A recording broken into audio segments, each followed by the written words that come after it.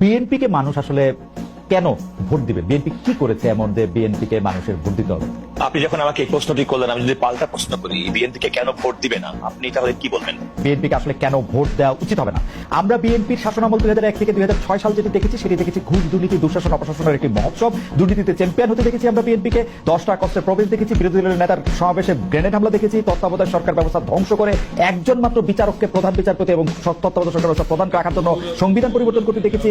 10 বছর আমি যদি এর পরে আসি, 15 বছরের ফেসিবাদী ব্যবস্থায় বিএনপি নিজেরা কনফিউজ ছিল, জনগণকে কনফিউজ করেছে। আমি 2018 সালের ইলেকশনটাই সময় নাই, শুধু চট করে একটু বলি। 2018 সালের নির্বাচনটার মধ্যে এই নির্বাচন আনুষ্ঠানিকভাবে বর্জন করা হয়ই নাই। সেই নির্বাচনে কারচুপি সম্পূর্ণভাবে নিশ্চিত হওয়ার পর বিএনপি তার সংসদ সদস্য 6 জন বা 5 জনকে শপথ নিতে পাঠিয়েছে এবং মহিলা সদস্য আসলে কোটাটাও নিয়েছে। তারেক সাহেবের কথা যদি বলি, আমরা দেখেছি তারেক সাহেব এই সময়ের মধ্যে সবচেয়ে ভালো ভালো কথাগুলি বলতেছেন, সে কথা সত্য, কিন্তু তার কথা যে কেউ শুনতেছেন না সেটি হচ্ছে যে তারেক সাহেবের দলের লোকেরাই তার কথা শুনতেছে না। সেই জন্য চাঁদাবাজি থেকে শুরু করে বিভিন্ন সন্ত্রাস খানাঘেরাও এগুলি কিন্তু চলতেছে এবং তারেক সাহেবকে বারবার বলতে হচ্ছে এই নির্বাচন খুব কঠিন হবে এবং এই তৃণমূল কিন্তু আসলে বিএনপির কেন্দ্রীভূত না।